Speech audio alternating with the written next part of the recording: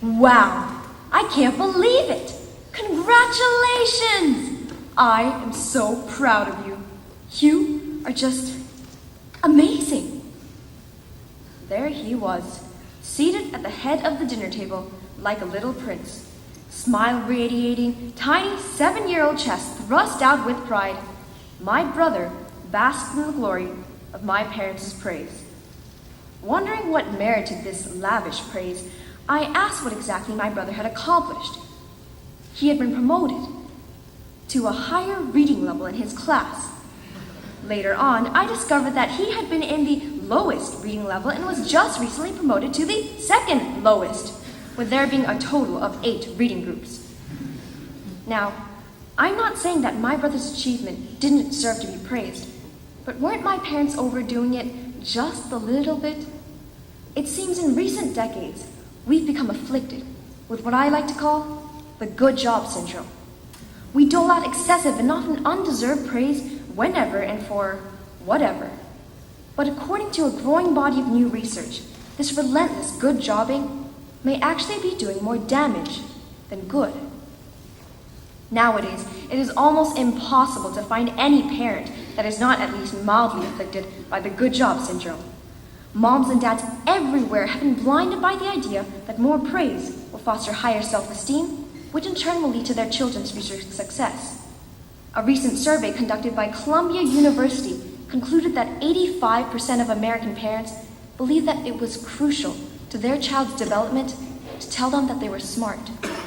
As a result, countless preschool-age kids have already been told by their parents that they're the smartest, cutest, sweetest, sportiest, prettiest, handsomest, nicest person ever. They haven't even been potty trained. And unfortunately, it isn't just parents. Schools seem to have contracted a serious case of the good job syndrome as well. These days, schools hold sports days where every single student receives a trophy for their awe-inspiring participation. Teachers are pressured into spewing out praise to kids of all ages, whether or not they ever actually do something to deserve it. It's no wonder Professor Steve Smolinski of the University of Pennsylvania reported feeling handcuffed by the language of self-esteem. There is even one sports education program that asks parents to praise their children 5 times for every time they criticize them.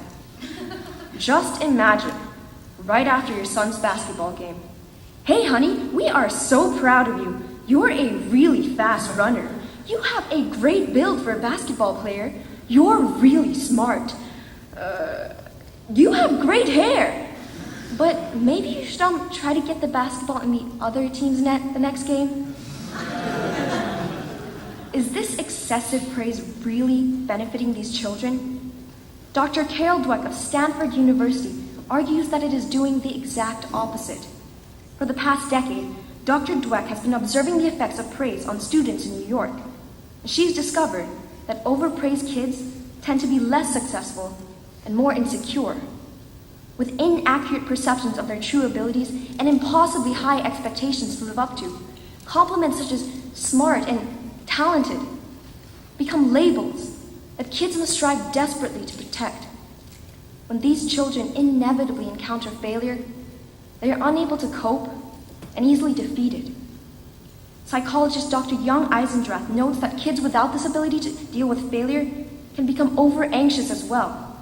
A staggering 20% of young Americans nowadays are diagnosed as depressed, 10 times greater than the rate among those born before 1915, a generation that survived 2 world wars and the Great Depression. Unfortunately, the damage of a childhood filled with meaningless good jobbing continues to shadow overpraised children long after they've entered adulthood, straining interpersonal and professional relationships.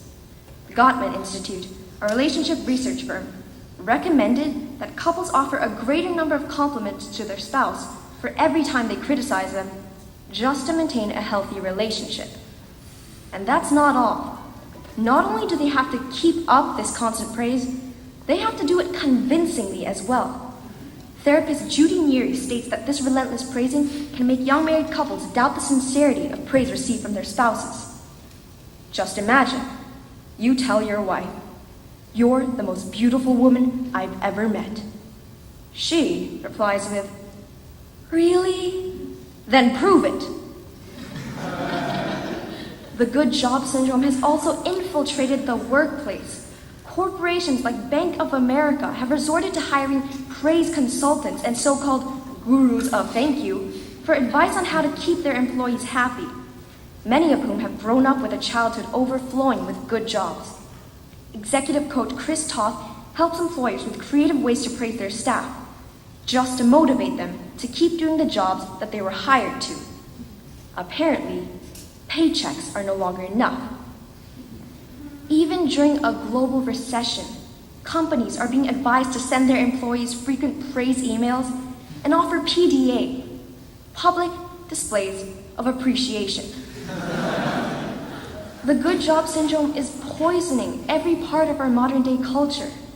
We now live in a bubble in which there is no such thing as failure, and everyone feels like a superstar. But reality will always hit us. And in reality, failure is inevitable. Whether it's the first F you ever receive on a math test, or the job that you lose for not showing up on time. When these things happen, a good job won't help anything. We need to be equipped to accept and deal with these failures in order to learn from them so that they won't happen again in the future.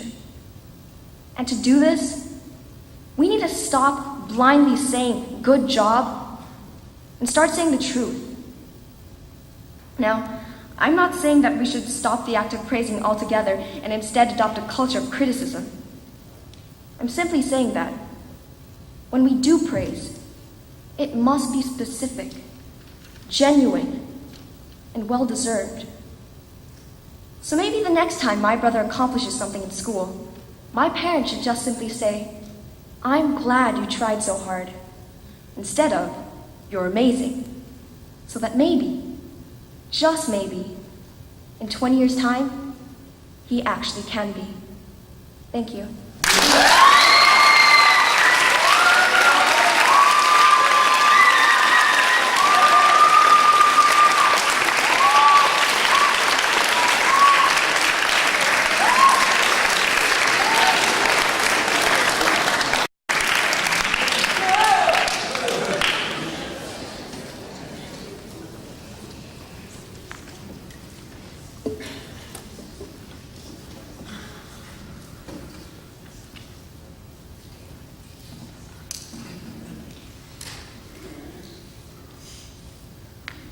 Jihad!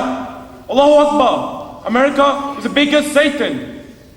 Shocked at what I just said? Allow me to explain. These words are identified with dark-skinned bearded Muslims with turbans. When you see them, you are suspicious that they have suicide bombs under their clothes. You identify these people as terrorists. But wait, even worse, you associate most brown-skinned bearded Muslim people with terrorism. This racial and religious stereotype is directed at male Muslims or Muslim girls who cover up as a symbol of faith. The media has portrayed us Muslims in a negative way. Thus, we are misunderstood, adding misconceptions to our religion. For example, they put Muslim in front of the word terrorists. Why aren't the Tamil Tigers of Sri Lanka called Hindu terrorists? Ladies and gentlemen, this is rampant racial and cultural prejudice. It is the blunt stereotyping of the very people we least understand. So societies unconsciously associate us with terrorists because of our faith, appearance, and behavior, which seem similar. So you may wonder, why are we confused with terrorists? Long ago, my ancestors embraced a new faith, a belief which they accepted not through the might of the sword, but through trade with Arab merchants. It was Islam, and today it is the second largest religion, according to Wikipedia. Many racial and ethnic groups in 50 countries follow Islam. The impression that Muslims are natural terrorists, motivated by faith, to perform irrational acts of terror is wrong and misleading. Islam is against the killing of innocent people, which is, in the fun analysis, what terrorism is all about, according to asiasociety.com. In the Quran, it is stated, quote, "Nor take a life which Allah has made sacred, except for just cause," unquote. Terrorists pervert this passage to further their cause, thus tarnishing our image as a whole. But for the rest of us, we are not them. The defining difference between devout Muslims and the terrorists is clear. The terrorists are walking beyond the moral boundaries of Islam. They believe that killing innocent civilians is a just cause. They are a tiny minority, which doesn't include the vast 1.2 billion other Muslims around the world. We, the majority of Muslims, are peaceful. On the notion of similar appearance, I was born a brown-colored baby, according to my DNA. On the laws of genetics, I carry the skin color of my previous generations. I bear the cultural ties of the past. I carry the religion. These characteristics, of which I had no option in choosing, cast suspicion and hostility at me. Strangers suspect me as a terrorist who kills in the name of God.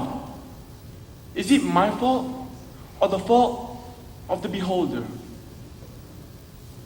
Because we have been labeled and stereotyped as terrorists, airport securities are on the lookout for men like me.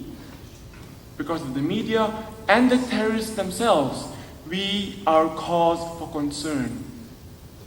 Just the slightest hint that we might be critical of Western elements, and we are monitored, questioned about purposes, and detained. Surprisingly, it is not our fault. Yet, the real terrorists, such as the 2009 Christmas bomber, often elude authorities. Instead, we are stereotyped and victimized. But let's not forget the behavior of the other gender, Muslim women. They cover their hair by choice. The reason they behave this way is to preserve their modesty. There are actually logical benefits to being covered. Men who court covered women focus more on the personality rather than getting distracted by bosoms and other feminine parts of the body. Covered women are also less likely to be targets of rape, since there are no sexual cues visible. So modesty in dress is a form of protection for women. However, stereotypes continue, such as the story of an Iraqi woman in burqa who exploded herself in his busy Market Street, as reported by CNN. How is it that a few desperate women, less than 250, according to Daedalus, influence the world's opinions? These few women and the media contribute to the stereotype that covered Muslim women are terrorists. Even the language of the media creates this stereotype. No one ever mentions the religions of the terrorists of Sri Lanka, of Japan, of Germany, of Northern Ireland, and of many other countries or people. As former Prime Minister of Malaysia Mahathir Mohamad said, quote, "But if they are Muslims, they are always called Muslim terrorists." When Muslims in Bosnia and Herzegovina were being slaughtered by the Serbs, there was no mention of Christian Orthodox terrorists. These Christian Orthodox terrorists killed far more people than were killed on September 11, unquote. In fact, we did not act against these Christian terrorists even when they were terrorizing the Kosovars. I lived in Kosovo for 4 years and know that they are actually white Europeans, but Muslims. Now, is it correct to say that all white-looking people, such as Serbs, are imperialists and terrorists?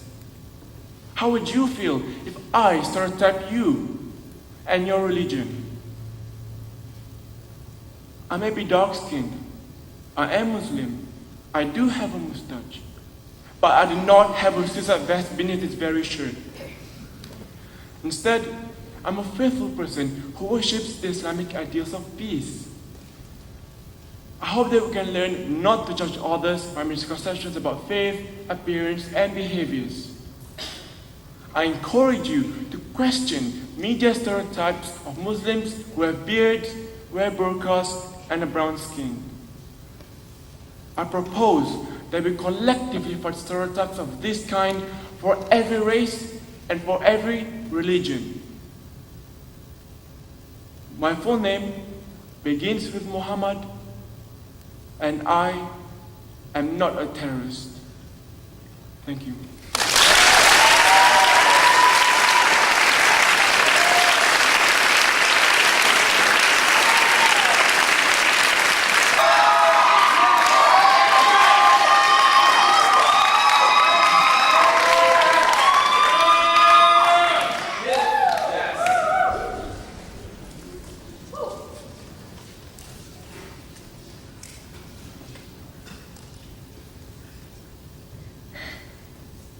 There are 3 reasons you will never hear this line. Holy heroes, Batman! Firstly, Batman no longer airs on TV. That show is gone, along with Captain Planet and the Power Rangers. Goodbye, childhood memories. Secondly, in the Batman movies, they've terminated the character Robin. Hasta la vista, boy wonder. And thirdly, there are no heroes left. So long, heroes. The truth is, we've lost our heroes, and we need to do something about it.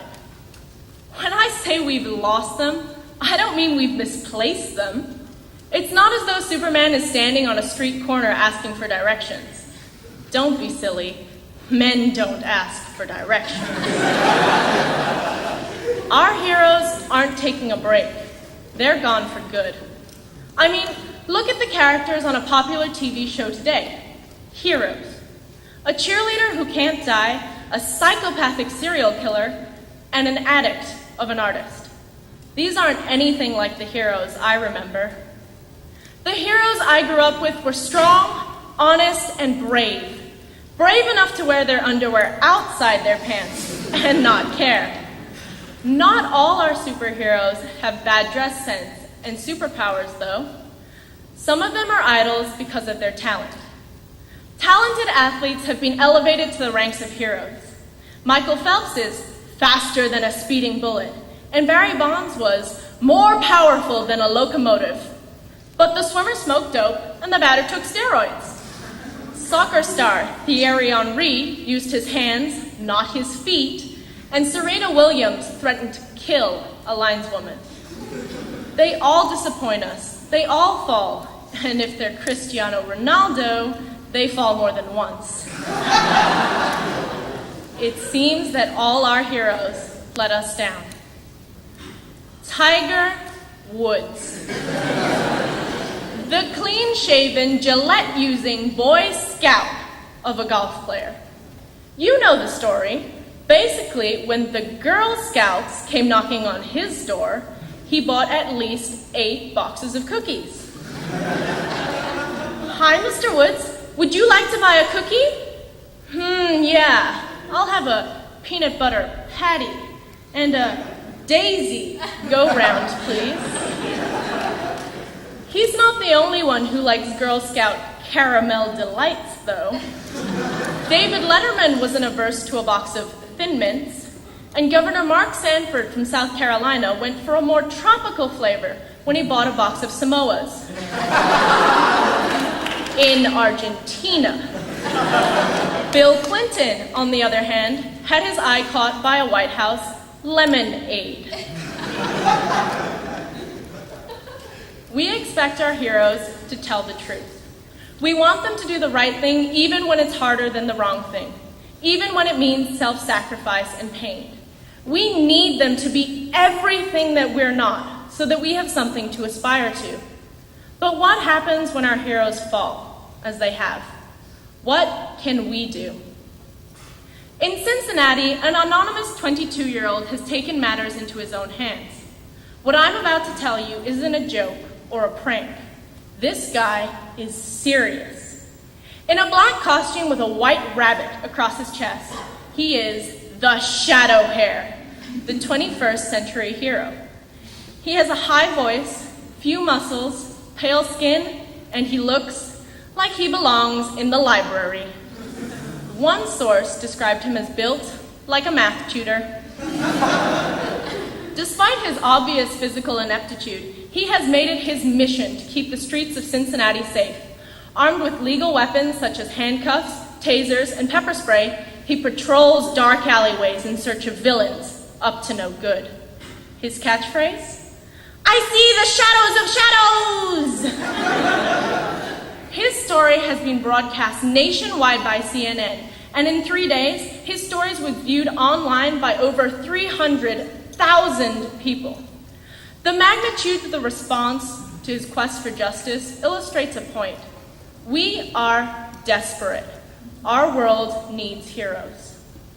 A poll conducted by the administrators of the Barron Prize for Young Heroes found that only half of the teenagers surveyed could name a personal hero.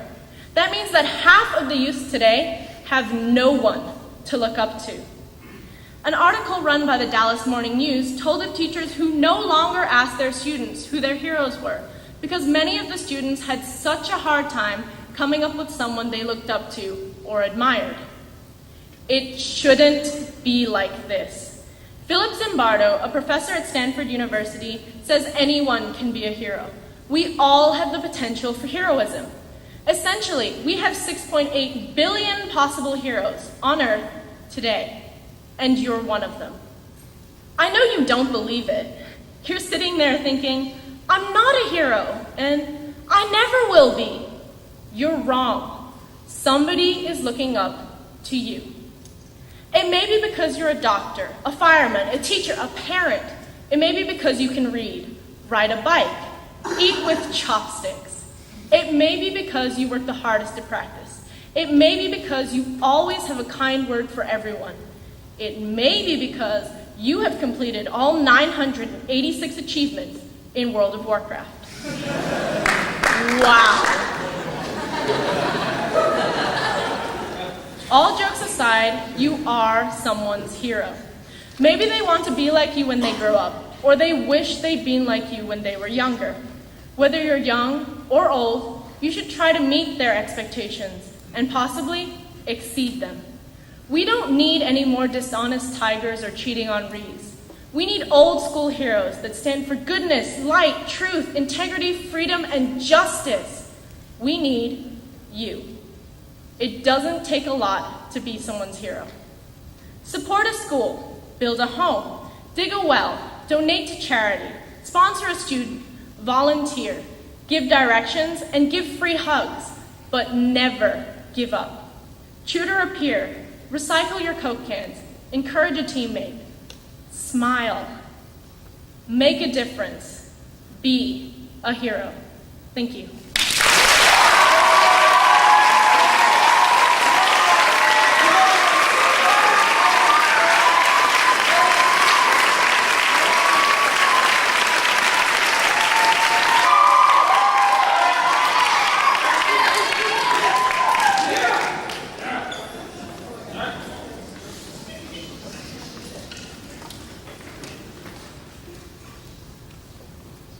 Fakes, liars, and cheats.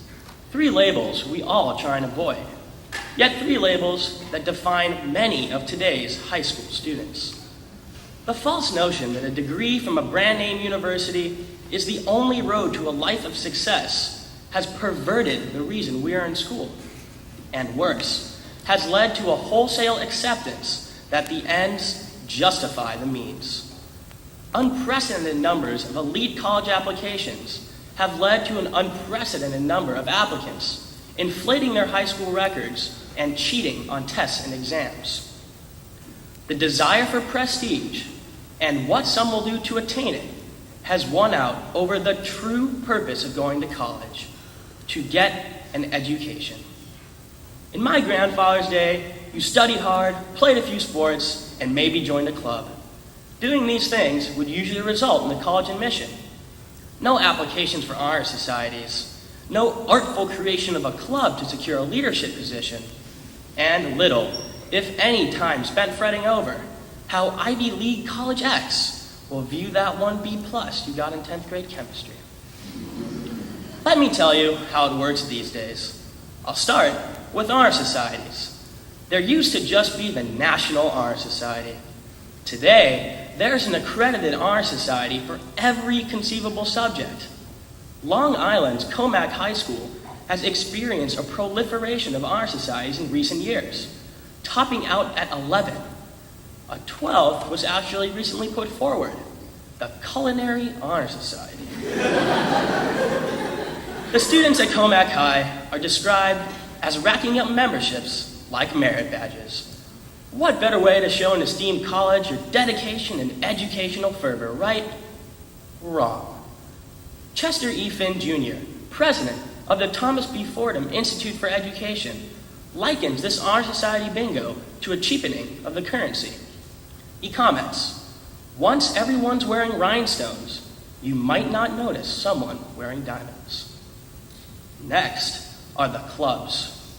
Everybody needs to be in a club, and preferably hold a leadership position, in order to show that passion the colleges tell us they want to see.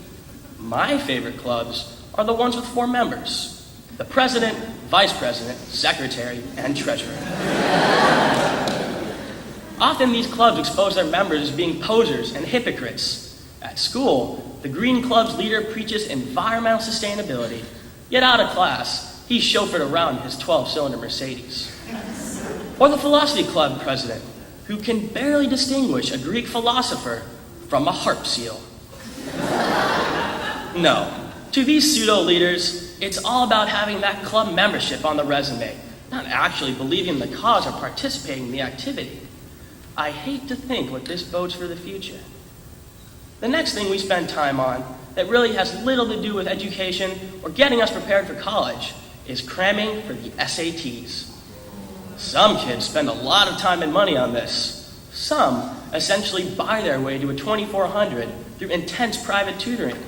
And some poor souls spend their summer months at SAT camps for 10 or more hours a day, day after day after day. But why? Does this impart knowledge? Does this do anything other than add to the College Board's already comfortable profit margin? Jonathan Cole, former provost of Columbia University, remarks that I am told by the admissions department that the SAT scores and even the GPAs of admitted students are higher every year. But I don't have the impression that the kids are any smarter. Exactly. It has become a numbers game with a cheapened currency. Students end up engaging in a cost-benefit analysis focused solely on how each and every class or activity will help them get into college. When was the last time a teacher had a student come in to share his enthusiasm about the day's lesson, instead of asking for ways to turn a 93 into a 98? Our loving parents, often with the best intentions, may be the ones most at fault for today's distorted college application process. They drive us incessantly, telling us that we must apply to schools on the East Coast, the West Coast, and even in multiple hemispheres. If we are admitted, they can brag to all the other parents about how their little Renaissance child is nothing short of the next Einstein. Our parents force us to squander our precious years of teenage innocence. Though they teach us values of honesty and integrity, they then turn around and spend thousands on black market college essays. Our last vestige of childhood is violently torn away when one Christmas under the tree, we find an SAT day-by-day calendar instead of a sweater from Grandma. True story, by the way. Some parents even go so far as to help us cheat on tests and exams. You may have heard of the recent scandal where SAT questions were cut out of test booklets and made available to students and tutors taking the test later in a different time zone.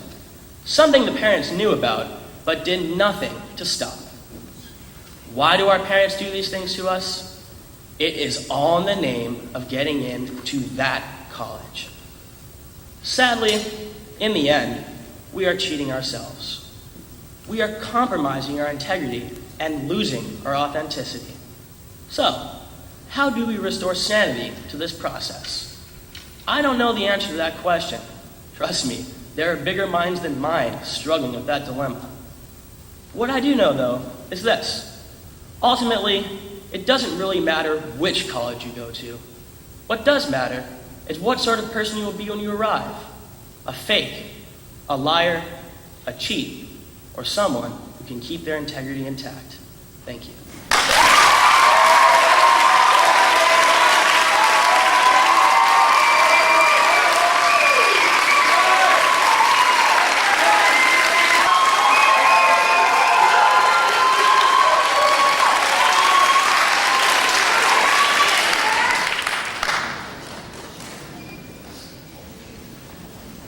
I was browsing on YouTube one day when I came across a truly disturbing video. It was the 2007 Miss Teen USA Beauty Pageant Finals. Miss Teen South Carolina was asked why 1/5 of Americans are unable to identify the United States on a map of the world. As if that statistic alone weren't startling enough, her answer was even more revealing. I personally believe that US Americans are unable to do so because some people out there don't have maps. And I think our education here in the US should help the Iraq, South Africa, and the other Asian countries. While Miss South Carolina's fumble may seem humorous and benign enough, her response reveals an unprecedented problem plaguing our society today. Our youth has lost interest in reading. This decline in reading is a significant concern with alarming implications. Let us explore this problem of unliteracy, examine its deep-rooted causes, and devise potential solutions. Just so everyone has an idea of how serious this issue is, consider a study conducted by the National Endowment of the Arts in 2006. The study, entitled "To Read or Not to Read," revealed that a startling 65% of college freshmen had not read anything for pleasure in the past year. Even worse, 42% of college graduates admitted they never read another book after they graduated. Clearly, the decline in reading does not only apply to teenage beauty queens. In fact, Miss South Carolina's national TV faux pas may well only be the tip of the iceberg of this national phenomenon. The biggest problem with unliteracy is that a lack of reading directly translates into a lack of awareness about the world in which we live. Just ask Miss South Carolina. She probably reads a lot. In a survey conducted by Common Core, a DC-based education group, American 17-year-olds were asked basic questions on history and geography. The results were horrifying. Only 1 in 7 students could identify Iraq on the map of the world after nearly 7 years of US involvement in that country. Nearly 1/4 of students could not tell you which German dictator attempted to exterminate an entire people in World War II. Remember, these are the same youngsters who will one day be hammering out economic policies and driving the future of our international relations. Pretty scary thought, isn't it? And lack of awareness is not the only problem. When children stop reading, they lose a connection to the past. Novels, poems, and even history books are saturated with voices of experience, with wisdom from the past. And when we lose that thread, we lose our ability to bypass stupid mistakes and make good decisions. For how can we succeed in Iraq if our future leaders don't know where it is? How can we prevent another tragedy of Hitler's proportions if children don't even know it happened? Without reading, today's teenagers' experiences are painfully limited to transforming robots, Facebook chat, and, if they're lucky, vampires. I think I speak for everyone here when I say that that is not enough. So the natural question then arises, why exactly aren't our children reading?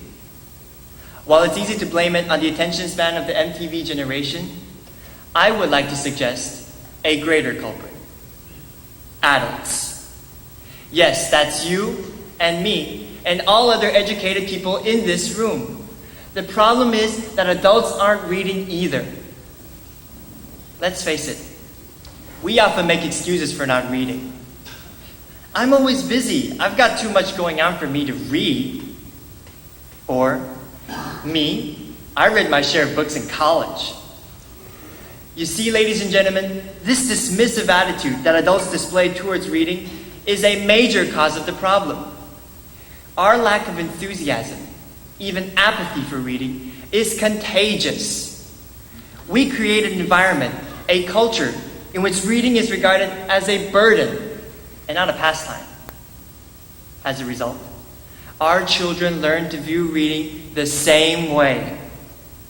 Indeed, why read Newsweek or Adventures of Huckleberry Finn when nobody around you, not even educated adults, are doing so? As much as we would like to deny it, the current state of unliteracy among teens is very much a dismal reflection of our own illiteracy. But take heart. The fact that the problem fundamentally lies with us means that we can do something to solve it. And it's really quite simple. We need to actively take up the responsibility of reading. Recognize that if you don't set a good example, and if you yourself don't value reading, your child probably won't either. Start picking up a book, however, and your child will soon follow suit. It may not be easy at first, but we have to start now. Because as we have seen, ladies and gentlemen, the decline in reading in our youth is a dire threat to the future of humanity. Fortunately, everyone can contribute to this fight. We all have the necessary weapons at home, on our bookshelves. The question is, are we going to use them? Hopefully one day we can proudly say that all Americans will be able to identify the United States on the world map. Or, if not, at least we can rest assured that our future leaders will be ready and prepared to help the Iraq, South Africa, and the other Asian countries. Thank you.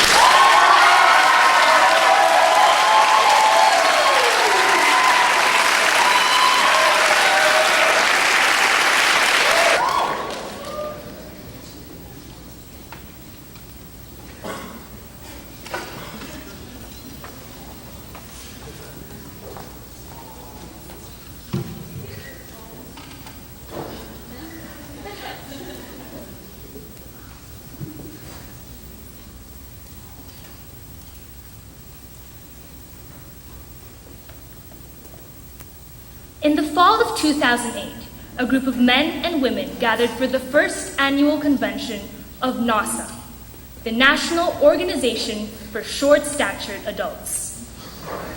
Throughout the lengthy dinner, the somewhat vertically challenged board of directors discussed the success of the organization's first year in operation. Unfortunately, little progress had been made. Even after distributing flyers in the middle of Times Square, creating a comprehensive website, and arranging several short support meetings, the organization had only managed to obtain 27 members. The reason for NASA's shortage of applicants lies in the power of height. In today's world, success favors those who are tall. Taller people have better jobs, better romantic success, and overall simply much better lives than their shorter counterparts. Shortness has become a disability, and its victims doomed to mediocrity. As a result, the fight for height is more rampant than ever, with taller people being rewarded just for standing higher than others. In his book, Blink, The Power of Thinking Without Thinking, Malcolm Gladwell polled half of the Fortune 500 companies in the United States and found that a majority of CEOs working for these companies were, you guessed it, 6 feet or taller in height. This same pattern can be observed throughout the course of American politics. Since the end of the 19th century, and with only a few exceptions, the taller of the 2 major presidential candidates in the US election almost always wins. Gladwell's research shows us that it's not necessarily one's actual intelligence or skill that often gets them on the map, and explains why incompetent, 6-foot-tall buffoons often end up in extreme positions of power. Stephen Landsberg, professor of economics at the University of Rochester, similarly found that it pays to be tall, literally. In a recent study published in the Journal of Applied Psychology, business professors Timothy Judge and Daniel Cable discovered that for every inch gained in height, an individual earned about $789 more in pay. This means that every year, even with the same level of intelligence or education, my statuesque 5'10" neighbor would earn around $6,000 more than I would at a petite 5'2". Stretched out over a span of 30 years, my neighbor would be hundreds of thousands of dollars richer than me by the time we hit retirement. An entirely unfair advantage and lifestyle upgrade simply because she was taller. Now, would it be pushing things a bit too far to claim that height also plays as prominent a role in Hollywood as it does in the everyday workplace? Of course not. Nabbing the male lead of a film requires a man to be not only handsome, chiseled, and unerringly dashing, but also very tall. Of all of the actors who played James Bond, for example, only the latest was a shy under 6 feet tall. Hordes of gorgeous, well-built, but shorter men, including 5'9" Mel Gibson, were turned down for the virtually unknown 5'11" Daniel Craig. In Quantum of Solace, the director did everything to make Craig look taller than his lanky female lead, Olga Kurilenko. He even had to wear stacked heels, just to look good on screen. Imagine that. Agent 007, wearing high heels. In fact, only a rare few male actors can strike it big if they're not a particular height. Think Danny DeVito, an anomaly and the pride of short men everywhere.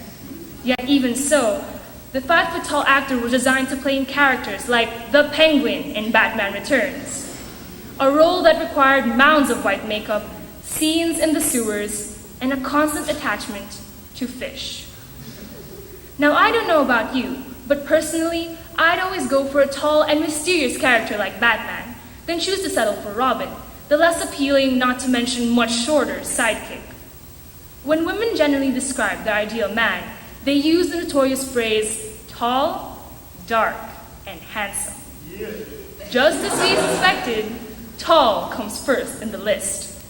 In fact, this preference is so strong that James Gold, an expert from Princeton University, believes that this womanly attraction to tall men is hardwired into the female brain. In one study, when placed in a viewing room and shown 5 potential dates, women automatically pick one of the taller candidates. Even when the ladies are told that the shorter men are doctors, best-selling authors, or even millionaires, the participants rarely change their selections.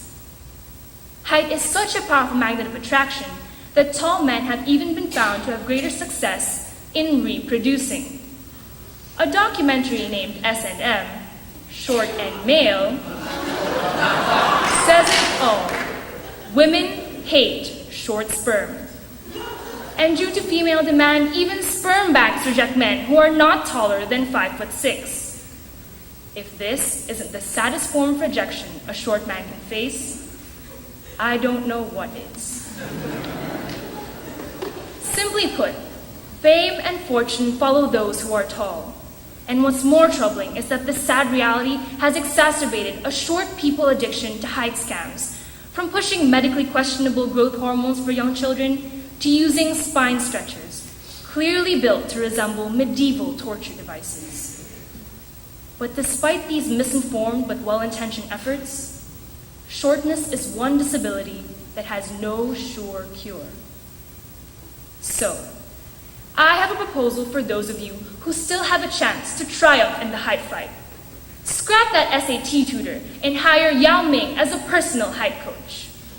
Drink milk, stretch daily, eat your vegetables. For those who end up rising above the standard height, congratulations. Success will be served to you on a silver platter.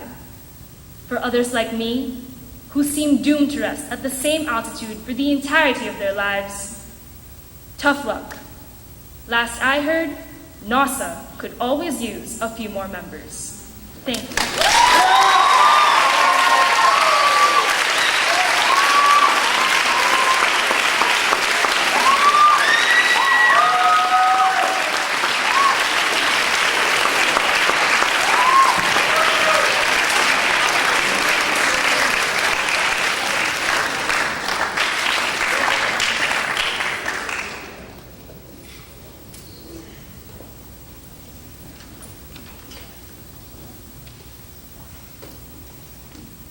Tick, tick, tick. Time has been ticking away. Procrastination, the act of putting off our work to a future time. Procrastination has come to be viewed as a thief of time. Teachers nag at us every class to finish our work on time. Think about it. How often have we heard, "Do not put off this task to the last minute"? Why are you so lazy? Yes, sadly, procrastinators have long been stigmatized as lazy, slovenly, and immature. But a question arises from this procrastinator standing here today. Why not embrace procrastination and value it as a golden strategy? Okay, let's begin to dig into this question. Did you know that the word procrastination actually once had a positive definition? According to the Oxford English Dictionary, when the word was first used in English, it meant informed delay or wisely chosen restraint. It did not have negative connotations until the Industrial Revolution, when the word took on a malicious edge and became associated with sinful sloth. Indeed, very useful for all those abusive factory owners. It would seem then that procrastination was once accepted and even embraced. Why then do teachers, parents, and bosses scorn us for our laziness? In fact, isn't it ironic that many English teachers actually hold up one of the greatest procrastinators of all time? Yes, I'm talking about that moody prince, Hamlet. Shakespeare constructed Hamlet as a chronic procrastinator, continuously reasoning and hesitating to kill his uncle Claudius. However, his habit of hesitating makes him a better man in the eyes of the audience.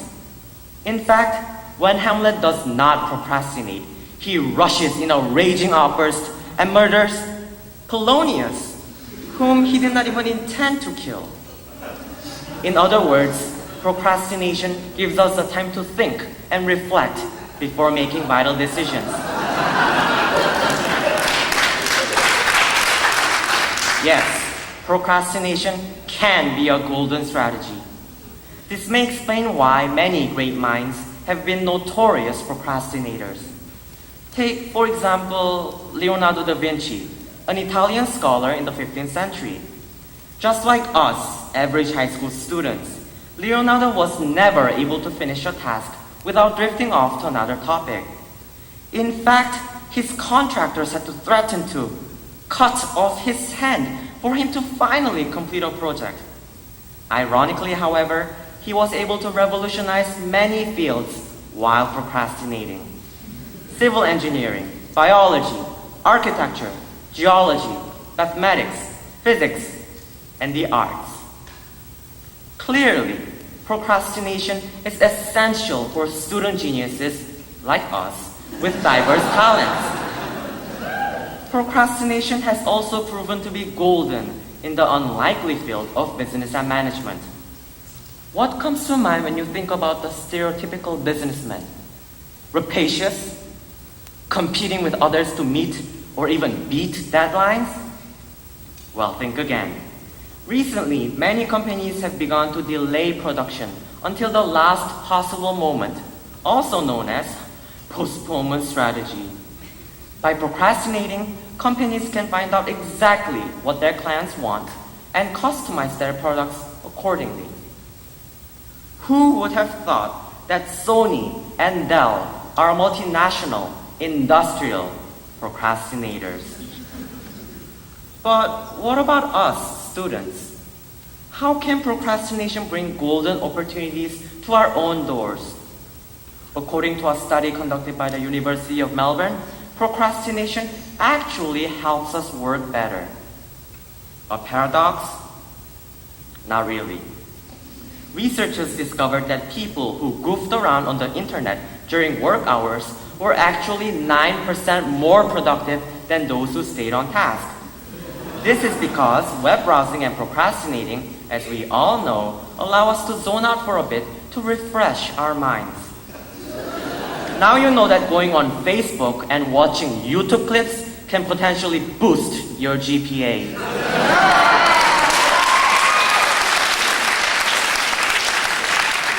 Or, if that's not convincing enough, consider the other extreme.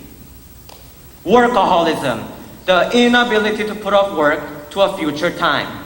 In Japan, workaholism is a serious social problem, leading to early death. Japanese call this phenomenon karoshi, meaning work to death and die like an ox. At least no one died from delaying homework. Quite the contrary. Procrastination helps us relax and enjoy life. So next time you find yourself sitting there at a blank computer screen, racking your brains to think of ideas, a 4,000-word IB extended essay waiting, tick, tick, tick, time ticking away, you'll know what to do. Go on Facebook, soak in a hot tub, watch that movie, embrace the art of delaying. After all, procrastination is a golden strategy. It is not a thief of time. Tick, tick, tick. Thank you.